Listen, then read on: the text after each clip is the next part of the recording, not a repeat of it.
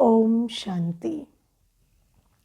आज हम मीठे बाबा के 23 अप्रैल 2023 के मीठे महावाक्य सुनेंगे। प्यारे बाप दादा के अव्यक्त रूप से चले हुए महावाक्यों का रिवाइज्ड कोर्स है। ओरिजिनल डेट है 14 अप्रैल 1994। आज की मुरली का सार है, स्नेह का रिटर्न है स्वयं को टर्न अर्थात परिवर्तन करना। बाबा हमें इतना स्नेह दे रहे हैं, इतने स्नेह से हम बच्चों की पालना कर रहे हैं, तो बाबा के लिए हमारे दिल में भी स्नेह है। लेकिन उस स्नेह का सबूत क्या है कि हम अपने अंदर वो परिवर्तन लाएं जो बाबा उम्मीद रखते हैं। बाबा कहते आज स्नेह और शक्ति मूर्त बाप दादा अपने चारों ओर के स्नेही बच्चों को देख रहे हैं। बाबा के दिल में तो स्नेह है ही, बाबा तो शक्ति मूर्त है ही, लेकिन हम बच्चे भी कौन है? स्नेही बच्चे जिनका बाबा से प्यार है। ऐसे बच्चों को बाबा देख रहे हैं। प्यार है ना? है। हर एक बच्चे के दिल में स्नेह है, लेकिन स्नेह का सबूत देना नहीं आता, तो बाबा वो भी सिखा रहे हैं। जितनी सभा साकार में है उससे भी ज़्यादा आकारी रूप की सभा है। बाबा कहते साकार रूप में तो बच्चे सामने बैठे ही हैं, लेकिन आकारी रूप में, अव्यक्त रूप में जो भी बच्चे बाबा के स्नेह में बैठे हैं, चाहे दूर भी बैठे हैं, अव्यक्त मिलन मना रहे हैं, वो भी जैसे बाबा के सम्मुख इमर्ज होकर बैठे हैं।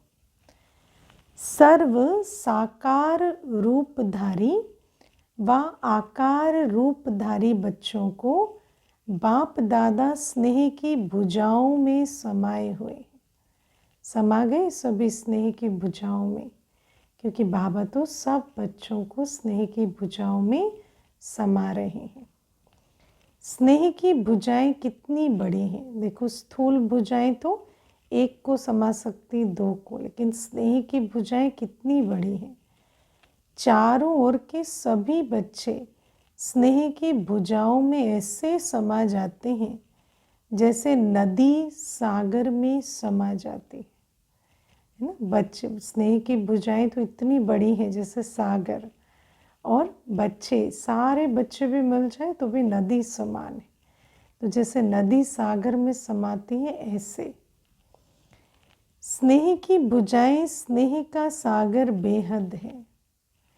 सभी बच्चे चाहे नंबरवार भी हैं, है ना, ऐसा भी नहीं कि सभी नंबर 1 है, नंबरवार भी हो, लेकिन है तो बच्चे ना। लेकिन स्नेह में सब बंधे हुए हैं।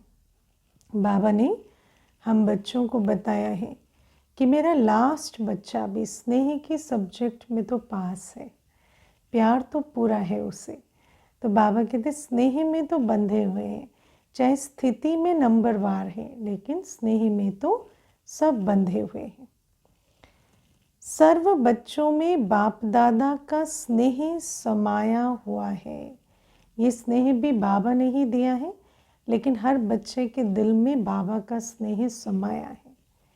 स्नेह की शक्ति से ही सभी आगे उड़ते जा रहे हैं, है ना। दुनिया जिसे कठिन मार्ग कहती है, उस पर चल ही नहीं रहे, उड़ रहे हैं। किस शक्ति से? स्नेह की शक्ति से। स्नेह की उड़ान सर्व बच्चों को तन से व मन से, दिल से बाप के समीप लाती है। कहाँ बाबा ऊंचे थे ऊंचा, और कहाँ हम बच्चे, लेकिन फिर भी हम बाबा के समीप पहुंच जाते। किससे?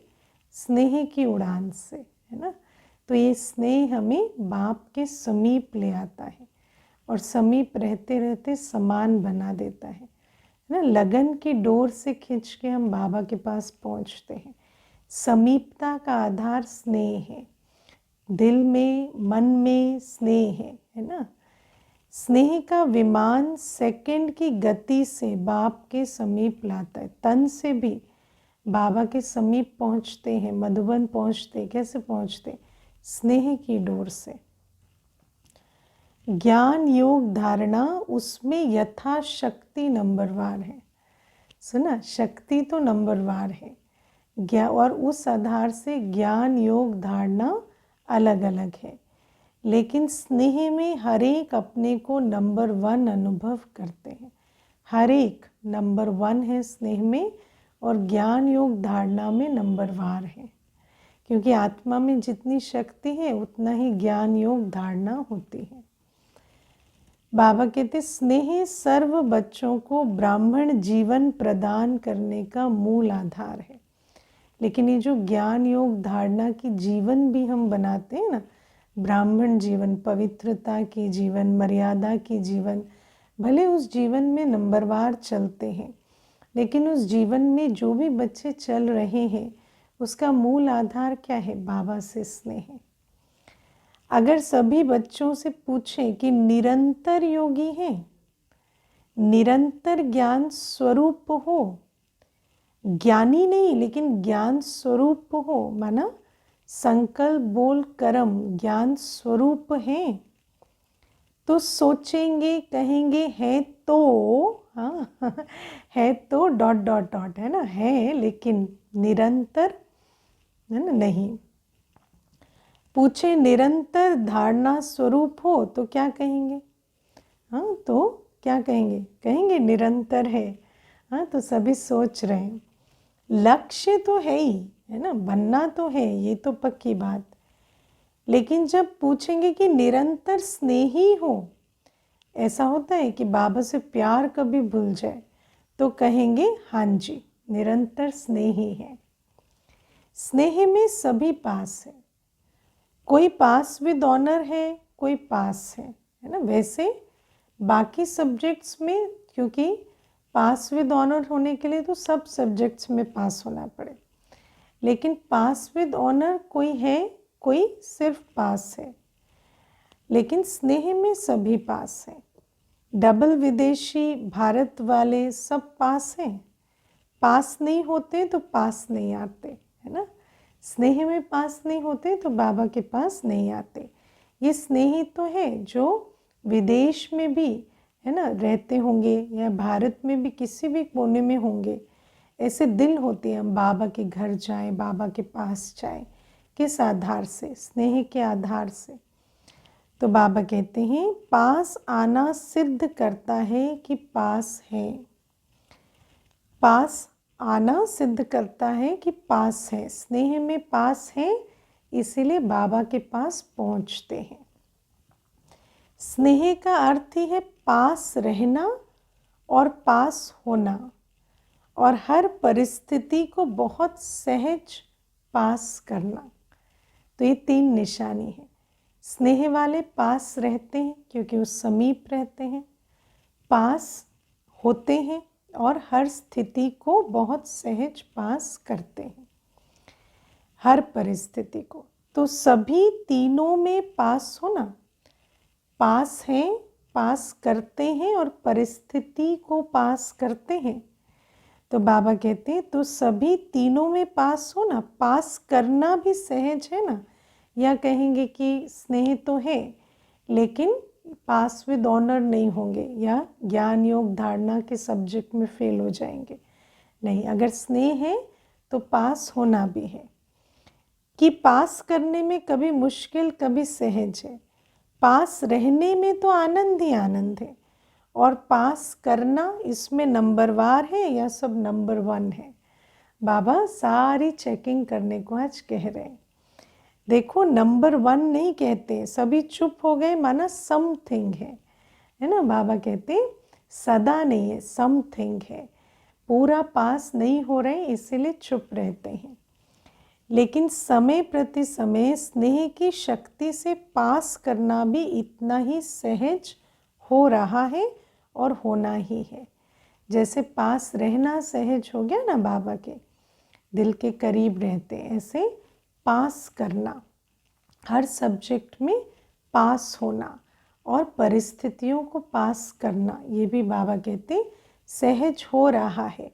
जो 6 महीने पहले अवस्था थी अब दूसरी है, परिवर्तन हो रही। ऐसे ही बाबा कहते हैं और भी पास होना हर बात में और परिस्थितियों को पास करना, जैसे दिन प्रतिदिन सहज होता जाएगा।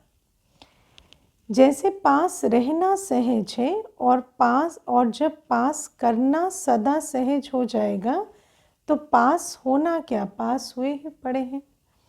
ये तो पक्का निश्चय है ना कि पास हुए ही पड़े हैं। हमारे तो ड्रामा में ही विजय लिखी हुई है।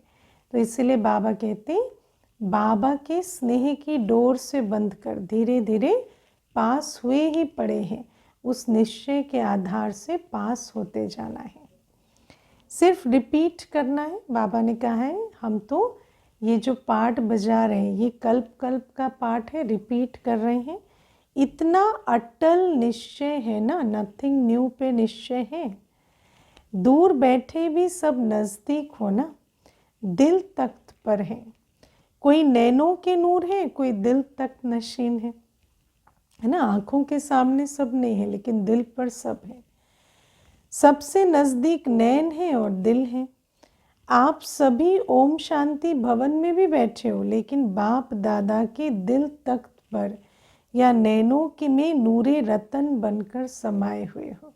बाबा कहते स्थूल रीति से चाहे इस हॉल में है, चाहे दूसरे हॉल में है, चाहे बाहर बैठे हैं, लेकिन कहाँ बैठे हैं एक्चुअली, बाबा के दिल तख्त पर और नैनों का नूर बनकर बाबा के नैनों में समाये हुए हैं। समाया हुआ कभी दूर नहीं होता। अपना स्थान समझ लिया है ना, स्थिति भी समझ ली और लक्ष्य भी समझ लिया कि धीरे धीरे बाबा के प्यार में है ना सदा पास होना और हर परिस्थिति को पास करना, इसका सर्टिफिकेट लेते जाना है। इस वर्ष क्या करेंगे? कहने में तो कहते हो कि इस वर्ष के मिलन की अंतिम बारी है ना। अप्रैल मास की मुरली है तो लास्ट टर्न है, लेकिन अंत आदि की याद ज़्यादा दिलाता है, क्योंकि हमेशा थोड़ा आगे की सोचते हैं ना, तो अंत में क्या सोचेंगे, आदि के बारे में सोचेंगे।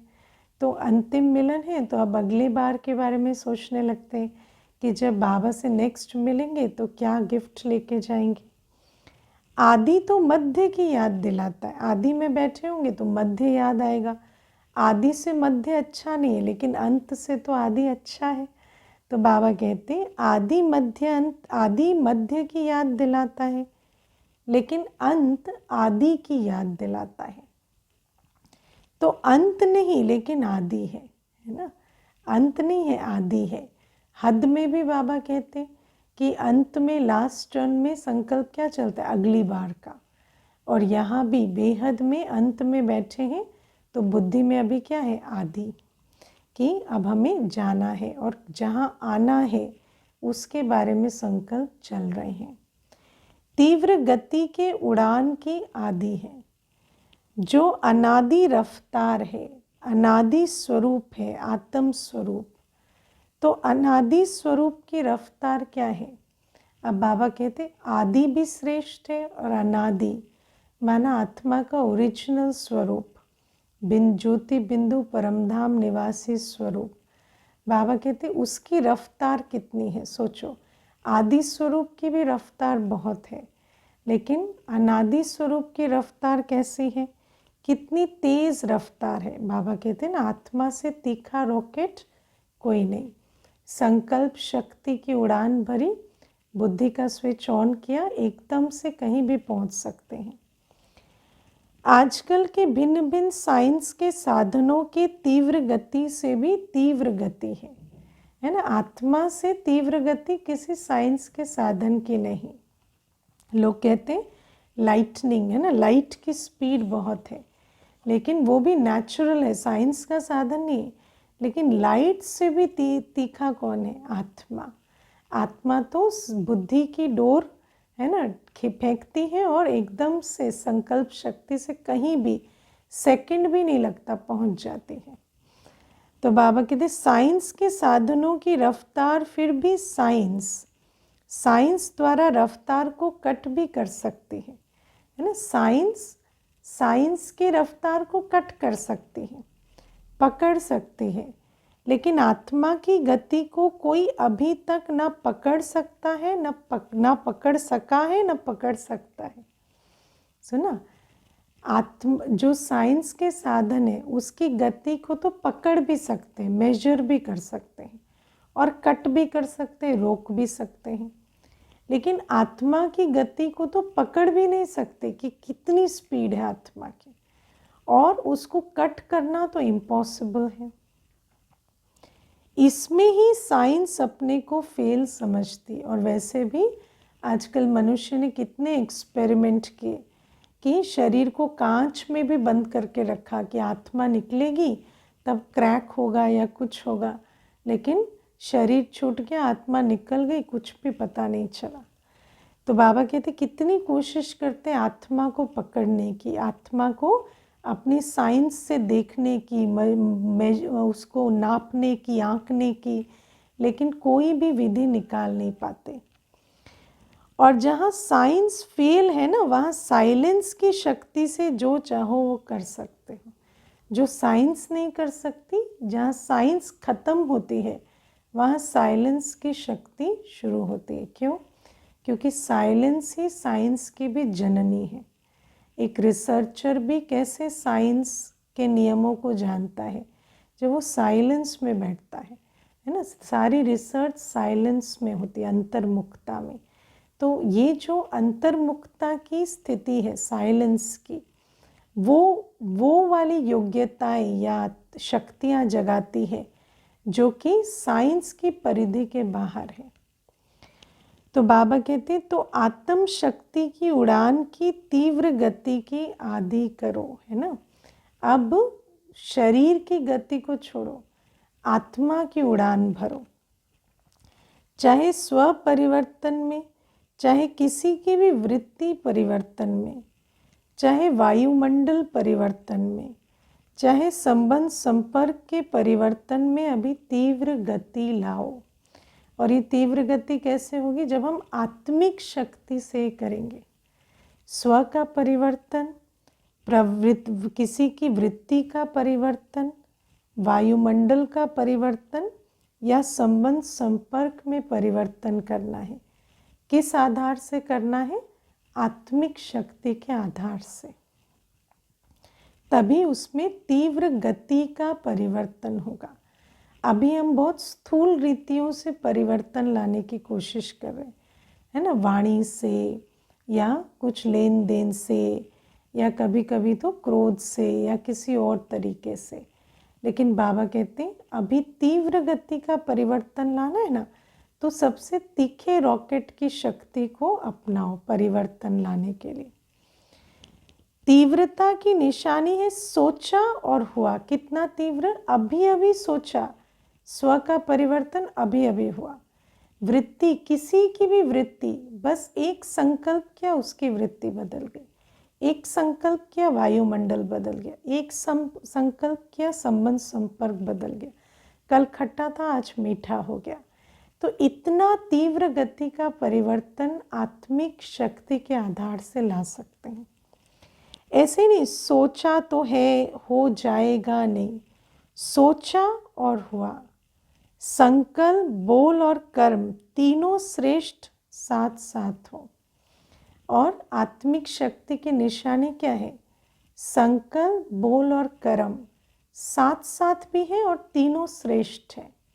तो ऐसी आत्मिक शक्ति की धनी आत्मा जिसके संकल्प, बोल और कर्म तीनों साथ साथ श्रेष्ठ है, वो ये परिवर्तन ला सकते। सोचा और किया। व्यर्थ को व उल्टे संकल्प को चेक करो तो उसकी गति बहुत फास्ट होती है ना। व्यर्थ, या ये तो विज्ञान भी कहता है, व्यर्थ या उल्टे संकल्प, नेगेटिव संकल्प जो होते हैं उसकी गति बहुत फास्ट होती है। अभी अभी संकल्प आया, अभी अभी बोल लिया, अभी अभी कर लिया, होता है ना।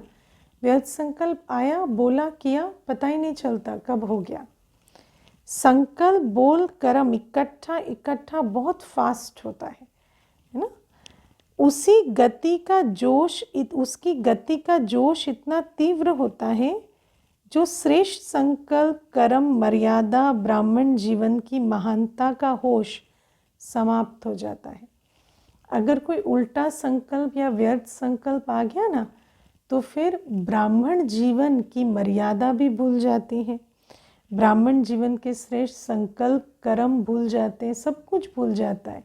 और वो जो जोश में उल्टे कर्म उल्टे बोल एकदम से होते हैं, और वो जोश हमारा, ये जो बाबा जो हमें होश दे रहे हैं ना, उसको बिल्कुल जैसे ख़त्म कर देते हैं, ओवर पावर कर देते हैं।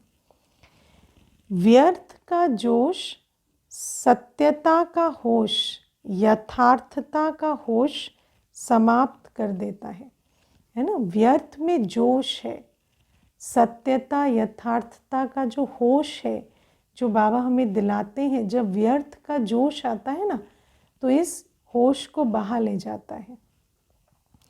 और कुछ समय के बाद जब होश आता है, क्योंकि वो जो जोश है वो तो ठंडा हो जाता है, फिर क्या आता है, अरे मैंने क्या कर दिया, क्या कह दिया, ऐसे तो नहीं कहना था, मुरली में आज ही सुना था।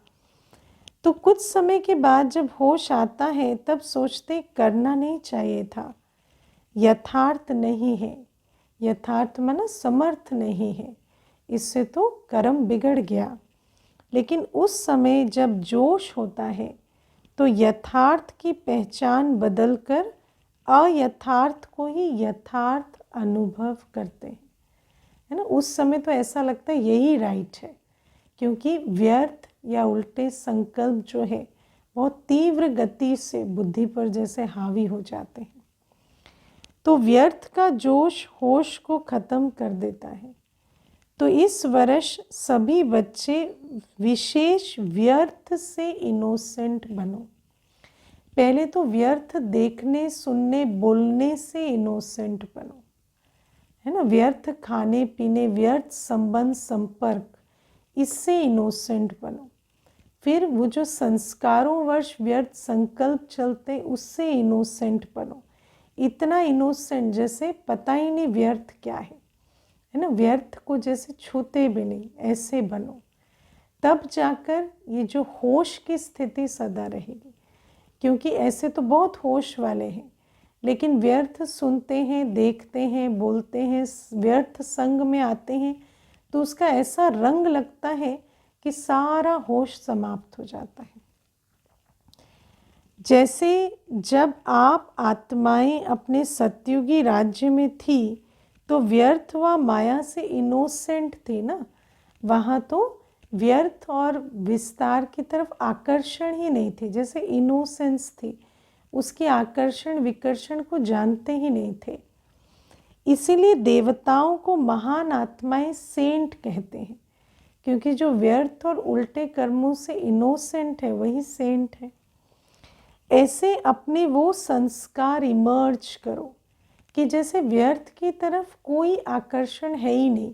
छोटा बच्चा होता है ना, उसको व्यर्थ की तरफ आकर्षण नहीं होती, है ना। उसको ऐसे नहीं होता कि ये सुनने में जैसे रस आए, है ना, व्यर्थ सुनने में, व्यर्थ देखने में रस आए, वो उसको नहीं होता। तो बाबा कहते हैं, और आजकल तो बच्चों में भी पुराने संस्कार होते हैं, लेकिन बाबा कहते हैं देवताई जीवन में तुम्हें कोई व्यर्थ विस्तार में रस नहीं आता था, इनोसेंट थे, ऐसे अभी बन जाओ। वो संस्कार इमर्ज करो, याद करो हम देवता कैसे हैं। व्यर्थ की अविद्या स्वरूप बनो। इनोसेंट माना बिल्कुल जैसे अविद्या है, ऐसा नहीं जानते हैं और उसको अवॉइड कर रहे हैं, नहीं, जैसे उसमें हमें कोई रस आता ही नहीं, अविद्या है। समय, श्वास, बोल, कर्म सर्व में व्यर्थ की अविद्या अर्थात इनोसेंट। न समय व्यर्थ गवाएं, न श्वास व्यर्थ, है ना, waste of time, thought, energy, शब्द, कर्म, इन सब से इनोसेंट बनो, है ना। व्यर्थ देखना सुनना बोलना भी बंद और व्यर्थ करना भी बंद। न समय व्यर्थ गवाए, न श्वास, न संकल्प, न कोई व्यर्थ बोल, न व्यर्थ कर्म। जब व्यर्थ की अविद्या हो गई तो दिव्यता स्वतः ही सहज ही अनुभव होगी और अनुभव कराएगी, क्योंकि आत्मा तो ओरिजिनल है ही दिव्य, लेकिन वो दिव्यता कहाँ दब जाती, मर्ज कहाँ हो जाती, व्यर्थ के बोझ के नीचे। तो जहाँ व्यर्थ आता है वहाँ समर्थ स्थिति मर्ज हो जाती है। व्यर्थ खत्म तो ऑटोमेटिकली दिव्यता इमर्ज हो जाएगी। अभी तक ये नहीं सोचो कि पुरुषार्थ तो कर ही रहे हैं। बाबा कहते जो पुरुषार्थ शब्द है ना, तो इसको यूज़ उल्टा करते, कहते पुरुषार्थ तो कर रहे हैं, पुरुषार्थ तो कर रहे हैं। अब बाबा कहते हैं पुरुष इस रथ पर कर रहा है, तो पुरुष बन रथ द्वारा कराना, इसको कहा जाता है पुरुषार्थ।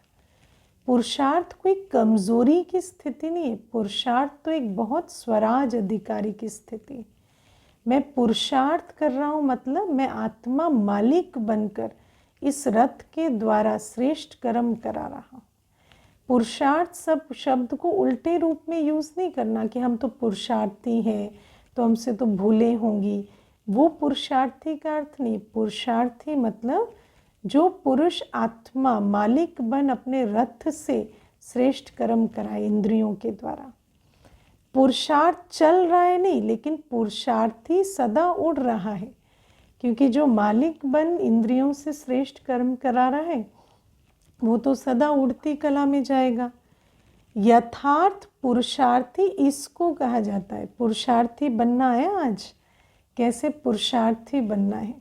पुरुषार्थी माना पुरुष आत्मा मालिक बन रथ के द्वारा श्रेष्ठ कर्म कराए। पुरुषार्थ का अर्थ ये नहीं है कि एक बारी की गलती बार बार करते रहो और पुरुषार्थ को अपना सहारा बनाओ। उस रूप से पुरुषार्थ शब्द को यूज़ नहीं करना कि हम पुरुषार्थी हैं इसलिए हमसे बार बार गलतियां होती हैं। गलतियां दोहराने के नाम को पुरुषार्थ नहीं कहते। यथार्थ पुरुषार्थी हो, आज अर्थ समझ लिया ना, उस अर्थ के हिसाब से पुरुषार्थी बनो।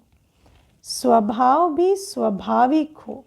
जब स्वभाव है, बाबा कहते हैं हमें आत्मा के स्वभाव की पहचान मिली। आत्मा शांत, पवित्र, स्नेह, शक्ति स्वरूप स्वभाव है आत्मा का, तो स्वभाव तो स्वाभाविक होना चाहिए ना। पुरुषार्थ तो शक्तिशाली अवस्था है, स्वभाव नेचुरल स्थिति है, फिर स्वभाव में रहने में मेहनत है। पुरुषार्थ को उल्टे रूप से यूज़ करते हैं, ये सारी गलतियां नहीं करो। अति सहज है, बाबा कहते स्वभाव तो स्वाभाविक है, अति सहज है। अभी मेहनत को किनारे करो, है ना। ये सारी बातें भी हमारी जैसे आत्मा की लिमिटेशन बन जाती है। अभी मेहनत को किनारे करो। जब मैं हूँ ही मालिक, जब मेरी नेचुरल स्थिति ही शांति प्योरिटी की है, तो फिर वो क्या मेहनत वाली बात है। मेहनत को किनारे करो। अल्पकाल के आधारों का सहारा जिसको किनारा बनाकर रखा है, ये अल्पकाल के सहारे के किनारे अभी छोड़ दो। अल्पकाल के सहारे के किनारे छोड़ो, है ना। अल्पकाल के कितने सहारे लेकर चल रहे हैं, है ना। आत्मा मालिक बनकर नहीं चल रही है। देह भान, देह अभिमान, प्राप्तियाँ, पद, पोजीशन, कितनी सारी चीज़ों को सहारा बनाकर चल रहे हैं। उन सब को छोड़ो। एक मैं आत्मा और एक मेरा बाबा। जब तक ये किनारे हो तो सदा बाप का सहारा अनुभव नहीं हो सकता, और बाप का सहारा नहीं है इसलिए हद के किनारों का सहारा बनाते हैं। तो दोनों ही बातें, बाबा से सर्व संबंध नहीं जोड़े हैं, एक बाबा का सहारा नहीं लिया है इसलिए हद के सहारों में फंसते हैं। और फिर दूसरी बात ये भी है कि जब तक हद के सहारे छोड़ेंगे नहीं तो एक बाप, है ना, दुनिया में कहते हैं लीप ऑफ फेथ, जैसे बाबा का संपूर्ण समर्पण करके बने ऐसा हो ना, वो छलांग नहीं लगाते। क्यों? क्योंकि जब तक किनारों का सहारा है तो डर लगता है उन्हें छोड़ने में, और दूसरा है जब तक बाप से सर्व संबंध नहीं जोड़े तो ये छूटते भी नहीं। तो दोनों ही बातें हैं। चाहे अपने स्वभाव संस्कारों को, चाहे परिस्थितियों को जो किनारे बनाए हैं, देखो क्या क्या किनारे बनाए हैं। कभी अपने स्वभाव संस्कारों को ही किनारा बनाया है, कभी जो अपने जो संस्कार, जो रावण के संस्कार है ना, उन्हीं को सहारा बना के चल रहे हैं, कहीं परिस्थितियों को सहारा बनाकर चल रहे हैं। ये सब अल्पकाल के दिखावा मात्र धोखे वाले हैं। क्योंकि आज इनके आधार से चल रहे हैं, पर जैसे जैसे समय विकराल होगा, ड्रामा हमें वो समय दिखाएगा जब पता चलेगा हम जिस सहारे से चल रहे थे वो सहारा तो बहुत खुद ही बेसहारा है, उसके अंदर तो ताकत ही नहीं है। धोखे में नहीं रह जाओ। धोखा कैसा होता है ना, जैसे कहते हैं ना कि भ्रम है तो लगता एकदम रियल है लेकिन है धोखा। तो बाबा कहते हैं ये जो अपने स्वभाव संस्कार, रावण के संस्कारों को या परिस्थितियों को समझते हैं ना, यही हमें आगे बढ़ाएंगे। ये सब धोखे हैं, आत्मा को धोखा मिल रहा है। इस धोखे को पहचान कर सच्चे सहारे का साथ लो। बाप का सहारा ही छत्र छाया है। अल्पकाल की बातें धोखेबाज है। माया की बहुत मीठी मीठी बातें सुनते रहते हैं, बहुत सुन चुके हैं, है ना, बहुत सुन चुके हैं। संस्कार भी माया की सुनने का है तो सुनते रहते हैं ना। माया लोरी गाती रहती है, देर तक सो यही सुख है ना, समय व्यर्थ गवाओ यही सुख है, तुम भाग्यवान हो जो तुम्हें व्यर्थ विकारों में जाने का मौका मिल रहा है। तो ये माया की बातें सुनते सुनते अपने आप को उसी में ही भाग्यवान समझते। जैसे द्वापर के शास्त्र बनाने वाले बातें बनाने में बहुत होशियार हैं, कितनी मीठी मीठी बातें बना दी हैं, है ना। कैसे काम क्रोध की मत बुद्धि में बैठ गई, है ना, ईर्ष्या द्वेष सब कुछ सीख गए, लेकिन समझा कि हम तो राइट बात कर रहे हैं। तो बातें नहीं बनाओ, बातें बनाने में सब एक दो से होशियार है। आजकल मीठी कहानी के रूप में उल्टी शिक्षा भी दे दी जाती है ना। आजकल तो काम क्रोध की मत में फंसा देते हैं, लोभ मोह में फंसा देते हैं मीठी मीठी कहानियों के आधार से। भय ईर्ष्या की बातें भी मीठी कहानियों के रूप से सिखा देते हैं। तो बाबा कहते हैं ना बातें बनाओ, ना बातें देखो और ना बातें करो, है ना। बाप के अलावा सब कुछ बातें हैं। जो बाप कहता है वो श्रीमत है, बाकी सब सिर्फ बातें हैं। उन बातों को ना सुनो, ना करो और ना देखो और ना खुद बनाओ। लेकिन क्या करो, बाप को देखो, बाप समान करो और बाप समान बनो। बाप जहाँ बाप नहीं है, श्रीमत नहीं है, वहाँ सब बातें हैं। जब कोई बात सामने आती है, बात और बाप में अंतर समझ लिया ना। जहाँ बाप नहीं है वहाँ बातें हैं। तो बातों को ना देखना है, ना बातें बनाना है, ना बातें करनी है।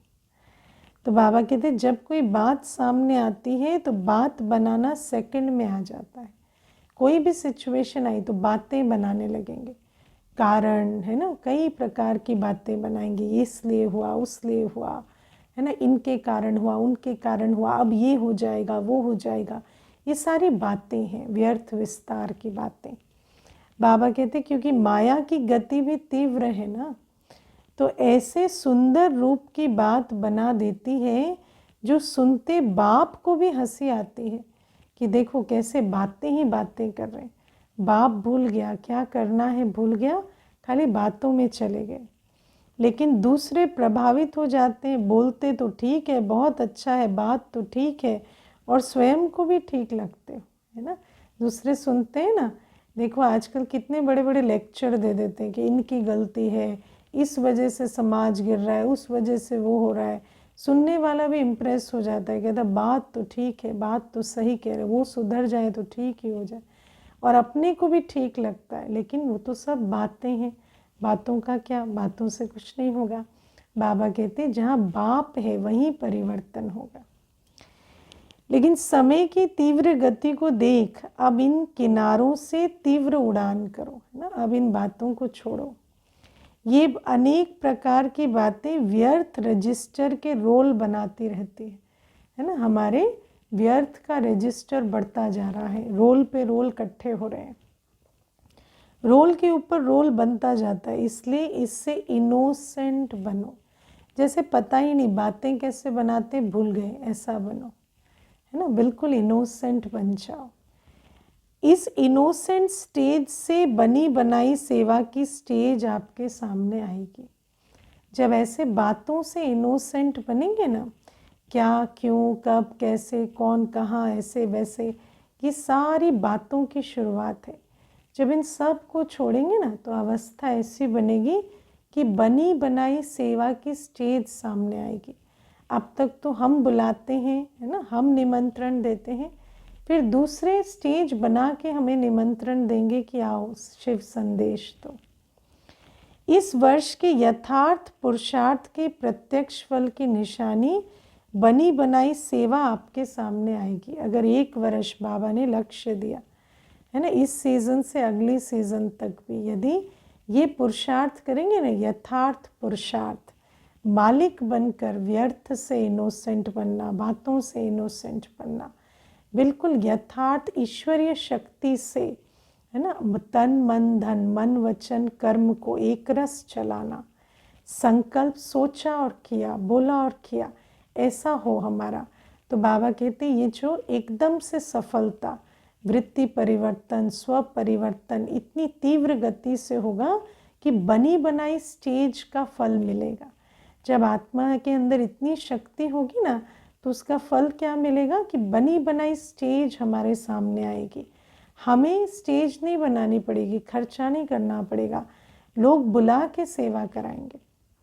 तो बाबा कहते व्यर्थ का सामना करना समाप्त करो तो सेवा की ऑफर सामने आएगी, है ना। व्यर्थ से लड़ो भी नहीं, सामना करना भी समाप्त, एकदम इनोसेंट, तब सेवा की ऑफर आएगी। आप सभी सेवा के निमित्त तो अनेक वर्ष बने, अब औरों को निमित्त बनाने की सेवा के निमित्त बनो, उनको निमित्त बनाओ। माइक वो हो और माइट आप हो, है ना, भाषण वो करें, बाकी शक्तिशाली स्थिति आप बनाएं। बहुत समय आप माइक बने, अब माइक औरों को बनाओ, आप माइट बनो, है ना। विस्तार में उनको जाने दो, आप सार सुनाओ। आपके माइक से माइट निमित्त बने, आपके माइट से माइक निमित्त बने। दूसरा आपकी बात कहे और आप शक्ति भरो, है ना। जिनकी बहुत सुनने वाले बैठे हैं ना, वो आपके निमित्त सेवा करें। इसको कहा जाता है तीव्र गति के उड़ान की निशानी। समझा क्या करना है? तीव्र उड़ान है ना, कि कभी तीव्र कभी स्लो है, सदा तीव्र गति के उड़ान से उड़ते रहो। और तीव्र गति की उड़ान आती है जब हम आत्मिक शक्ति को, परमात्म शक्ति को यूज़ करते हैं, है ना। व्यर्थ के सहारे छोड़ने पड़ेंगे, हद के किनारे छोड़ने पड़ेंगे। एक बाबा को सहारा बनाएं, आत्मिक शक्ति का प्रयोग करें तो तीव्र गति की उड़ान भरेंगे। समझा क्या करना है? तीव्र उड़ान है ना, कि कभी तीव्र है कभी स्लो है। बादल को देखकर घबराओ नहीं। अब तीव्र उड़ान भरेंगे तो कभी कभी बादल भी आएंगे। अब बादल तुम्हें रोक नहीं सकेंगे, लेकिन तुम बादल से घबरा कर खुद नहीं रुक जाना, है ना। बादल रोक नहीं सकेगा, लेकिन बादल को देखकर घबरा कर तुम नहीं रुक जाना। ये बातें ही बादल हैं, सेकंड में क्रॉस करो। विधि को जानो और सेकंड में विधि द्वारा सिद्धि को प्राप्त करो। एक तरफ है रिद्धि सिद्धि का फोर्स, दुनिया में देखो कितना रिद्धि सिद्धि कर रहे हैं, और आपका है विधि संपन्न सिद्धि का फोर्स, कि बाबा को साथ लो, 1 सेकंड में पार करो। रिद्धि सिद्धि है अल्पकाल और विधि सिद्धि सदा काल के लिए, है ना। रिद्धि सिद्धि से तो अल्पकाल की प्राप्ति होती, फिर रिद्धि सिद्धि लगानी पड़ती है। विधि से सिद्धि ली तो संस्कार बन जाते हैं और स्वतः सिद्धि स्वरूप बन जाते हैं। बाप दादा अभी ऐसा ग्रुप चाहता है जो सदा मनसा में, वाणी में, बोल में, संपर्क में जो ओटे सो अर्जुन, है ना। बिल्कुल नंबर 1 धारणा स्वरूप हो, ऐसा ग्रुप बाबा को चाहिए। मैं अर्जुन हूँ, मैं जो करूँगा मुझे देख और करेंगे। बॉडी कॉन्शियस का मैं नहीं, श्रेष्ठ आत्मा का मैं। ऐसा निमित्त भाव हो कि मैं श्रेष्ठ आत्मा विश्व की स्टेज पर हूँ, मैं जो करूँगा मुझे देख और करेंगे। तो इतना हर संकल्प, बोल, कर्म, संपर्क में ऐसे श्रेष्ठ बने। तो जो ओटे सो अर्जुन, जो गाया हुआ है, अव्वल नंबर अर्थात अर्जुन, अलौकिक जन। अर्जुन माना अव्वल नंबर, ए नंबर, है ना। और जो अलौकिक जन, हमारा हर कर्म अलौकिक को हो, ऐसा ग्रुप बाप दादा देखना चाहते हैं। बातों को नहीं देखें, दूसरों को नहीं देखें, दूसरों का व्यर्थ नहीं सुने, बस अलौकिक जन, है ना, सब व्यर्थ विस्तार से इनोसेंट, बाबा की याद में श्रेष्ठ कर्म करने वाले और अपने कर्मों से दूसरों को मार्ग दिखाने वाले, ऐसा बनना है। संकल्प, बोल और कर्म सब में अलौकिकता, दिव्यता की झलक हो। हमारे कर्म व्यर्थ तो ना हो, लेकिन साधारण भी ना हो। हर कर्म, बोल, संकल्प या संबंध, संपर्क बिल्कुल अलौकिक दिव्यता स्वरूप। आज विचार करना, अलौकिक कर्म कैसे होते हैं। इसको कहा जाता है अर्जुन अलौकिक जन। ऐसा ग्रुप इस वर्ष में तैयार होगा कि दूसरे वर्ष में तैयार होगा। अब बाबा पूछ रहे हैं, बाबा ने अपनी उम्मीद तो बता दी, अब बाबा डेट पूछ रहे कब तैयार होंगे। जो इस ग्रुप में आना चाहते हैं वो हाथ उठाओ, जिनका लक्ष्य है हाथ उठाओ, उठाओ भाई हाथ। हाँ, किसको किसको अर्जुन बनना है, अलौकिक जन। हर संकल्प, वाणी, कर्म, संपर्क अलौकिक, दिव्य। मुझे बनना है, मैं अर्जुन हूँ, हमें नहीं, मुझे बनना है। फिर कोई ऐसा समाचार नहीं आवे, क्या करें, हो जाता है, सरकमस्टेंस ऐसे हैं, मदद नहीं मिलती है। मुझे बनना है, मदद के आधार से, सरकमस्टेंस के आधार से नहीं, परमात्म शक्ति के आधार से बनना है। दुआएं नहीं मिलती हैं, सहारा नहीं मिलता है, ये सब एक्सक्यूजेस नहीं देना। जिन्हों को कुछ समय चाहिए वो हाथ उठाओ। हाँ, देखो बाबा ये भी ट्रिक क्वेश्चन पूछ रहे हैं। समय चाहिए, बाबा वरदान दे रहा है, हम कहते समय चाहिए, है ना। 1-2 मास चाहिए व 1 वर्ष चाहिए। जो भी ग्रुप आवे उनसे पूछना, फिर रिजल्ट सुनाना। बाबा कहते नोट कर लो और सब चेक करना कि सच में जो हाथ उठा रहे हैं कर रहे हैं या नहीं। टीचर्स तो पहले, क्योंकि जो निमित्त बनते हैं उनका सूक्ष्म वायुमंडल वाइब्रेशन ज़रूर जाता है ना। जो निमित्त बनते हैं उनकी वाइब्रेशन वायुमंडल की शक्ति से तो और चलते ही हैं। पदम गुणा पुण्य भी मिलता है और पदम गुणा निमित्त भी बनते हैं। जितना कमाई है उतनी रिस्पॉन्सिबिलिटी भी है, क्योंकि निमित्त बनना माना सबके लिए जिम्मेवार बनना। और ज़रूर है कि जिम्मेवार बनते हैं तो पदम गुणा खाता भी हमारा पुण्य का बनता है।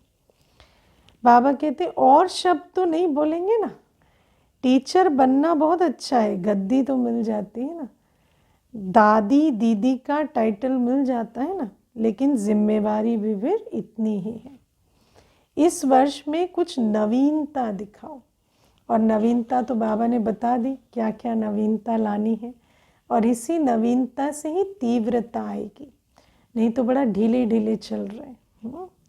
ये नहीं सोचो हाथ तो अनेक बार उठा चुके हैं, प्रतिज्ञा भी बहुत वर्ष कर चुके हैं। ऐसे संकल्प न सूक्ष्म में आए न औरों के प्रति आए। अपने लिए भी सूक्ष्म में ना आए कि कितनी बार तो कर लिया, अब क्या होगा। नहीं, अभी सोचो आज जन्म हुआ, आज कर रहे, आज करके पाना ही है। औरों के लिए भी कभी ऐसे संकल्प नहीं, अभी तक तो किया नहीं, अभी क्या कर लेंगे, नहीं। ये भी नवीनता लाओ, संकल्पों में शक्ति भरो। ये संकल्प भी ढीला करता है। सेल्फ डाउट आया ना तो ढीला हो जाता है। ये तो चलता ही आता है, ये तो होता ही रहता है। ये वाइब्रेशन भी कमज़ोर बनाता है ना। बन जाएंगे, हो जाएगा, ऐसे तो बाबा कहते रहते हैं, ऐसे तो हमने कितनी प्रतिज्ञा की।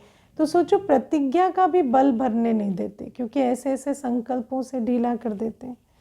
दृढ़ संकल्प करो तो दृढ़ता सफलता को अवश्य लाती है। ये भी नवीनता लाओ, दृढ़ता को भरो। कमज़ोर संकल्प नहीं उत्पन्न करो, उनको पालने में बहुत टाइम व्यर्थ जाता है ना। कमज़ोर संकल्प फिर व्यर्थ है ना, इसीलिए वो व्यर्थ की फिर लड़ी लग जाती है। उत्पत्ति बहुत जल्दी होती, 1 सेकंड में 100 पैदा हो जाते हैं, और पालना करने में कितना समय लगता है, मिटाने में मेहनत भी लगती है, समय भी लगता है। और बाप दादा के वरदान व दुआओं से भी वंचित रह जाते हैं। सोचो व्यर्थ संकल्प की गुह्य गति कितनी खराब है कि पैदा तो बहुत जल्दी 1 सेकंड में 100 हो जाते, पालना में भी बहुत ताकत जाती है और मिटाने में भी मेहनत लगती है, और उतने समय बाप दादा की दुआओं और वरदान से भी वंचित हो जाते हैं, क्योंकि व्यर्थ संकल्प ऐसे बादल की तरह मंडराते रहते, तो ईश्वरीय वरदान और दुआएं हम तक पहुंचती नहीं। सर्व की शुभ भावनाओं की दुआओं से भी वंचित हो जाते हैं। देखो कितनी बड़ी बात आज बाबा कहते हैं। मानो कोई बहुत अच्छे सेवाधारी भी होते हैं, सर्व की दुआएं भी उनको मिल रही हैं, लेकिन अपने ही व्यर्थ संकल्प के बादल ऐसे बुद्धि पर मंडराते हैं कि वो दुआएं भी उस आत्मा तक पहुंच नहीं पाती। शुद्ध संकल्प का बंधन घेराव ऐसा बांधो सबके लिए कि चाहे कोई थोड़ा कमज़ोर भी हो, उनके लिए भी ये शुद्ध संकल्पों का घेराव एक छत्र छाया बन जाए, सेफ्टी का साधन बन जाए, किला बन जाए। देखो बाबा कहते यज्ञ की संभाल का एक तरीका ये भी है कि अपने शुद्ध संकल्पों का बंधन या घेराव डालो, ऐसा घेराव डालो हर यज्ञ निवासी के लिए, ब्राह्मण बच्चे के लिए, बाबा के बच्चे के लिए इतना शुद्ध श्रेष्ठ संकल्प रखो कि मानो उसके अपने संकल्प भी कमज़ोर हो ना, तो आपके संकल्पों से परिवर्तन हो जाए। क्योंकि देखो दुनिया में कहते हैं जो दीवार खड़ी होती है ना, वो उतनी ही मजबूत होती है जितना उसका सबसे कमज़ोर ईंट मजबूत है। अगर कमज़ोर ईंट बहुत कमज़ोर है तो दीवार ढहने में समय नहीं लगता। तो यज्ञ भी ऐसा ही है, एक एक ईंट से बना हुआ है। अगर एक की भी कमज़ोर स्थिति होती है तो सबको नुकसान होता है। इसीलिए ये भी हमारी जिम्मेवारी है कि अपने श्रेष्ठ शक्तिशाली दुआओं भरे संकल्प से इतना पक्का घेराव डालें कि किसी के कमज़ोर संकल्प भी परिवर्तन हो जाए। शुद्ध संकल्प की शक्ति को अभी कम पहचाना है। बाबा कहते नहीं पहचानते हैं कि अपने संकल्पों की शक्ति से इतना परिवर्तन आ सकता है। शुद्ध संकल्प इतनी बड़ी ताकत है। एक शुद्ध व श्रेष्ठ शक्तिशाली संकल्प क्या कमाल कर सकता है, इसकी अनुभूति इस वर्ष में करके देखो, एक्सपेरिमेंट करो। एक शुद्ध संकल्प और दृढ़ता से और एकदम निरंतर उस संकल्प में स्थित रहेंगे ना, तो क्या कमाल करता है, क्या क्या परिवर्तन लाता है, वो करके देखो। पहले अभ्यास में युद्ध होगी, हाँ, फिर बाबा वार्निंग भी देते हैं। पहले अभ्यास करेंगे ना तो युद्ध होगी, कभी संकल्प ढीला हो जाएगा, कभी व्यर्थ संकल्प शुद्ध संकल्प को कट करेगा। जैसे कौरव पांडव के तीर दिखाते हैं ना, तीर को रास्ते में ही खत्म कर देता है। तो संकल्प भी संकल्प को खत्म करने की कोशिश करता है। इधर हम श्रेष्ठ संकल्प लेंगे, उधर माया एक संकल्प देकर उसको कट करेगी। लेकिन दृढ़ संकल्प वाले का साथी बाप है ना, जो बार बार दृढ़ता भरे ना संकल्प में स्मृति का जल डालता रहे, उसको फिर बाबा साथ देता है और फिर माया पर विजय हम पा लेते हैं। और फिर वो संकल्प कमाल करके दिखाता है। तो बाबा कहते हैं विजय का तिलक सदा है ही है, अब इसको इमर्ज करो तो व्यर्थ स्वतः ही मर्ज हो जाएगा। ये भी वरदान इमर्ज करो कि बाबा साथ है तो व्यर्थ मर्ज हो जाएगा। व्यर्थ को समय देते हो, कट नहीं करते हो, लेकिन उसके रंग में रंग जाते हो और ही व्यर्थ को बल भरते हो, इसलिए व्यर्थ बढ़ता है। सेकंड से भी कम समय में कट करो। बाबा कहते हैं 1 सेकंड भी व्यर्थ संकल्प ठहरे नहीं, एकदम कट करो। बाबा का संकल्प भारी या माया भारी, नहीं, बाबा भारी, कट करो संकल्प को, कैसे नहीं परिवर्तन होगा। शुद्ध संकल्प से समाप्त करो तो सर्व के शुभ संकल्पों का वायुमंडल का घेराव फिर कमाल करके दिखाएगा। और जब अनेक ब्राह्मण ऐसे शुद्ध संकल्पों का घेराव डाले ना, तो वो वायुमंडल तो बहुत कमाल करके दिखाएगा। उस वायुमंडल में तो इतनी सेफ्टी और सुरक्षा और वृद्धि होगी कि कोई उसको है ना देखकर वंडर खाएगी दुनिया की इतनी वृद्धि कैसे होती।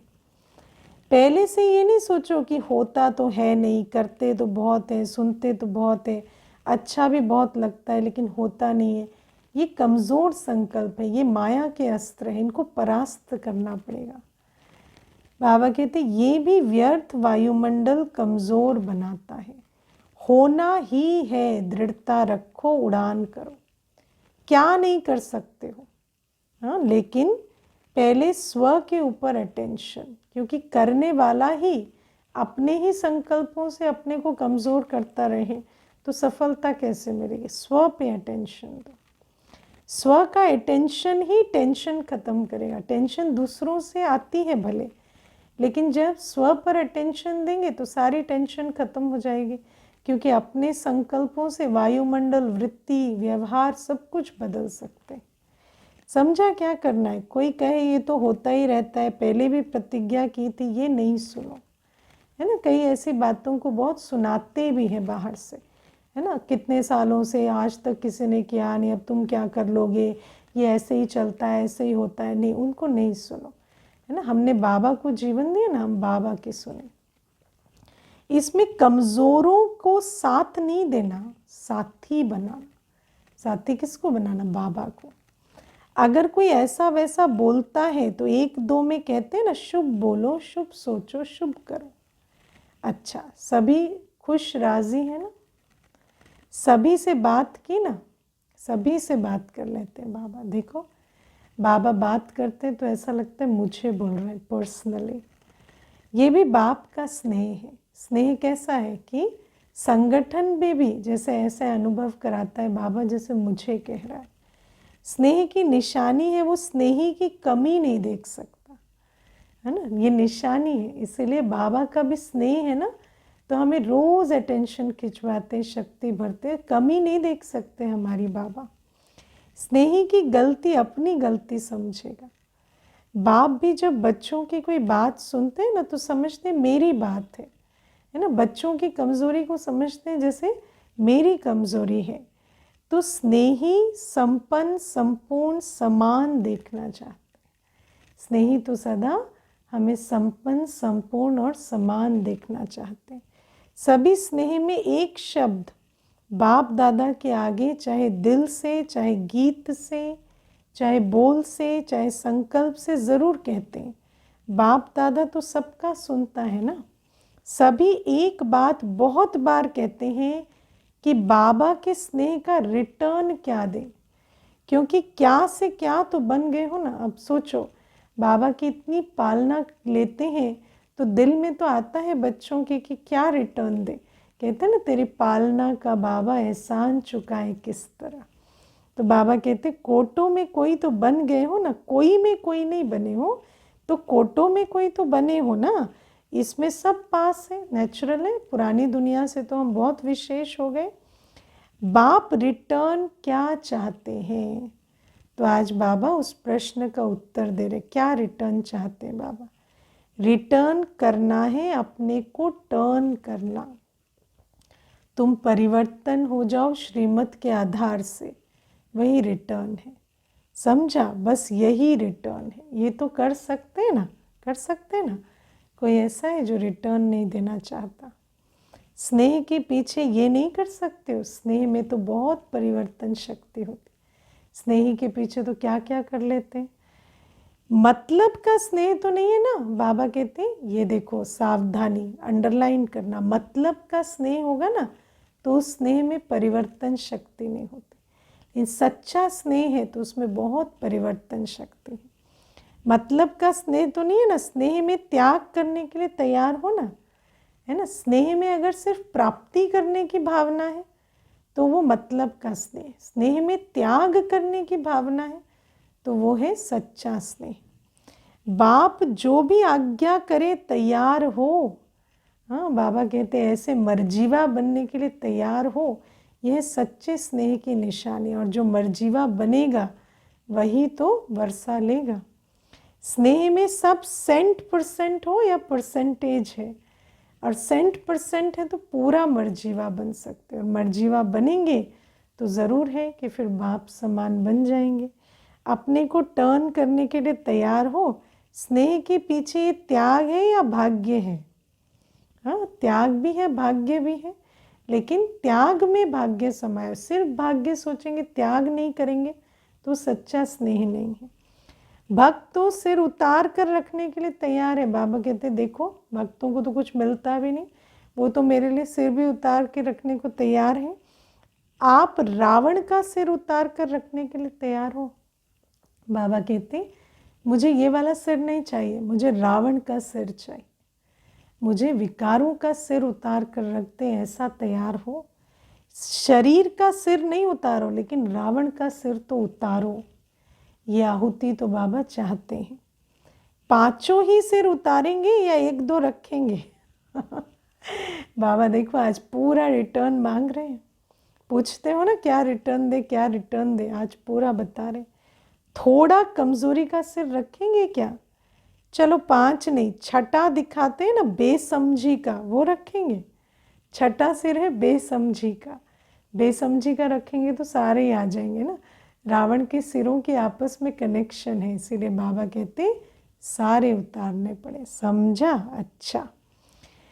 चारों ओर के मन की उड़ान में उड़ने वाले मधुबन निवासी अव्यक्त रूपधारी आत्माओं को और साथ साथ संकल्प के विमान द्वारा मधुबन में पहुंचने वाली श्रेष्ठ आत्माओं को और चारों ओर के सर्वश्रेष्ठ स्नेही, स्नेह में त्याग के भाग्य का श्रेष्ठ संकल्प करने वाली आत्माओं को, सदा A1 के संकल्प को प्रत्यक्ष जीवन में लाने वाले बाप के समीप आत्माओं को बाप दादा का याद प्यार और हरेक भिन्न भिन्न भारत के देश व विश्व के हरेक बच्चे को नाम सहित विशेषता संपन्न याद प्यार और नमस्ते।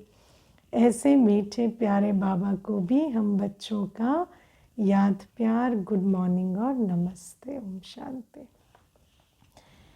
वरदान है आज का, अभ्यास की एक्सरसाइज द्वारा सूक्ष्म शक्तियों को जीवन में समाने वाले शक्ति संपन्न भव। है ना, दुनिया में भी भोजन खाते हैं तो एक्सरसाइज करते हैं तो उसकी शक्ति समाती है।